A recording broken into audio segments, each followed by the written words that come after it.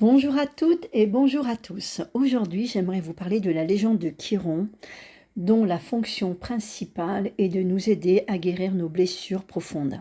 La position de Chiron dans un thème astral révèle notre plus grande blessure et bien sûr le processus de guérison. Chiron nous fera vivre des expériences qui produiront un éveil, des prises de conscience majeures et puis une période de transition inévitable. Il met en lumière nos souffrances et montre ce qui a besoin d'être libéré, abandonné et guéri une bonne fois pour toutes. On est invité à abandonner un mode de vie qui nous rassure, qui nous emprisonne en ce moment particulièrement, et on est invité aussi à tendre vers l'inconnu qui nous attire et qui nous fait peur. Chiron nous demande d'avancer en conscience. Mais pour avancer, il va falloir oser le déséquilibre. Dans le thème astral, si Chiron est vraiment important, on rencontrera des chamans, des médiums, des travailleurs dans le domaine de la santé et de l'accompagnement, parce que Chiron est relié aux soins. Au moment de sa découverte en 1977, il se trouvait entre Saturne, la structure, et Uranus, le bouleversement.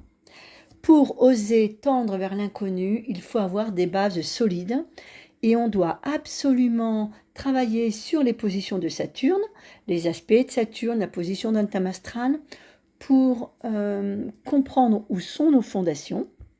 Lorsque celles-ci seront vraiment stables, on pourra aller vers Chiron et vers Uranus qui annonce une toute nouvelle histoire, un grand virage. Uranus nous aide à nous défaire de nos chaînes et aller vers des domaines totalement inconnus en affrontant nos peurs et en mettant aux oubliettes le besoin absolu de sécurité. Chiron nous enseigne qu'il n'y a pas d'évolution sans conscience et pas de guérison sans acceptation. Chiron, en ce moment, forme des aspects tendus entre Pluton, qui vient d'arriver dans le signe du Verseau, et le Soleil qui est en train de quitter le signe du Cancer. Ce double carré annonce des crises de conscience et des crises de valeur. Chiron en Bélier nous enseigne que nous devons devenir le héros ou l'héroïne de notre histoire.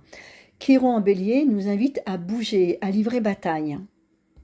Pluton dans le signe du Verseau titille notre besoin de rébellion, de liberté, d'audace.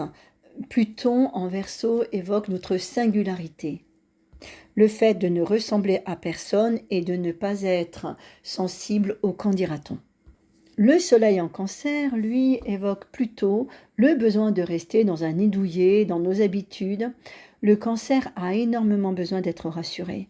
Il est dans sa bulle, dans une bulle de protection qui peut devenir, au fur et à mesure des années, une véritable peau de chagrin. L'aspect tendu de Chiron, dans le signe du Bélier, se libère dans le signe de la Balance, qui est un signe relationnel par excellence, et c'est un signe qui nous invite à vivre l'amour comme s'il s'agissait d'une symphonie. Toute cette actualité astrale évoque le besoin de sortir d'une bulle de protection, d'oser l'aventure, d'aimer différemment et être soi-même, quoi qu'il en soit. Tous ces aspects nous renvoient aussi au mode relationnel. Il ne s'agit pas forcément de vivre des crises de couple, on peut aussi vivre une crise existentielle qui montre nos freins, nos blessures, nos habitudes, nos contraintes et qui nous donne envie de rencontrer de nouvelles personnalités, de sortir de notre zone de confort. Ce qui est intéressant maintenant, c'est d'utiliser le tarot pour voir dans un petit aparté guidance quel est le message du tarot en ce moment. Bien sûr, ça ne parlera pas à tout le monde, mais si vous vous sentez concerné par cette guidance, je vous invite à aller au bout du tirage de tarot que je vous propose maintenant.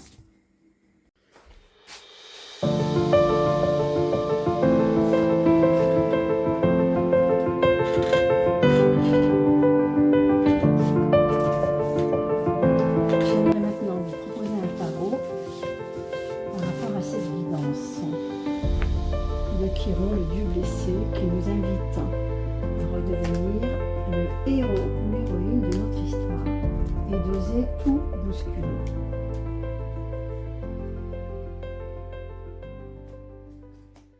le pendu. Le moment est venu de lâcher prise. Le pendu est un personnage qui est pieds et poings liés. Il n'est pas pendu, il est suspendu. La notion de temps est importante. Nous avons 9 petits boutons. 9 représente l'ermite. Et le 9 fait référence à l'ermite donc qui nous invite à avancer pas à pas sans sauter les étapes. Il y a quand même pas mal de blocages. Et l'empereur peut représenter un problème de structure, d'organisation, l'immobilier ou le travail. 1, 2, 3, 4 et 5. La maison Dieu. La maison Dieu peut représenter un événement brutal, quelque chose que l'on n'avait pas prévu, un événement déstabilisant. L'impératrice est un personnage qui comprend, qui a besoin de communiquer. C'est une carte très positive. Et la papesse qui représente le livre de vie. Avec le jugement qui représente une renaissance. On est clairement dans un tirage qui évoque le renouveau, la renaissance et une aide du destin. L'empereur à l'envers, la structure, l'organisation, la vie privée, le travail peuvent poser quelques soucis. 1, 2, 3, 4 et 5. La justice qui peut représenter la signature d'un contrat ou un divorce aussi, parce que l'épée sert à trancher. Le diable peut nous renvoyer à des rapports de force, à des confrontations puissantes. La maison Dieu évoque un aspect déstabilisant, une aide providentielle. Et le monde, qui est une carte excellente. L'univers adhère à votre projet et tout se met en place de façon cohérente.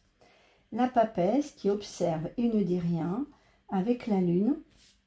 La lune est une carte de sensibilité, de nostalgie, de tristesse. Et l'ermite qui dit « il ne faut pas aller trop vite ». Avec le soleil, le temps est votre meilleur allié, les choses vont se mettre en place de façon cohérente, il faut rester centré. Il faut rester centré et ne pas se laisser déstabiliser par le camp des ratons. Et tempérance qui est une carte de voyage, de déplacement, de protection. Avec la mort, on est dans un changement de cap inévitable. On est dans une phase de mort et de renaissance. N'oublions pas que l'univers a horreur du vide, que lorsque l'on est confronté à des situations de transformation, de renaissance, ça peut être aussi très douloureux. Il peut y avoir la peur de manquer financièrement, quelques blocages en ce moment, une sensibilité à fleur de peau et la force. Il faut rester fort et courageux, faire confiance, car on n'est pas tout seul dans cette étape. Le chat est à l'envers. L'amoureux à l'envers, un blocage sentimental, une relation qui n'arrive pas à se mettre en mouvement, un homme triste. On voit que les deux personnages ne se regardent pas mais ne sont pas très loin. Et le mat à l'envers qui peut représenter l'impression de tourner en rond comme un lion en cage. Et le besoin de retrouver sa vérité. L'étoile, c'est notre sincérité. L'étoile nous renvoie au lien que l'on a avec notre âme. Et le tarot dit, n'oublie pas les besoins de ton âme. La période est intense. Je vous souhaite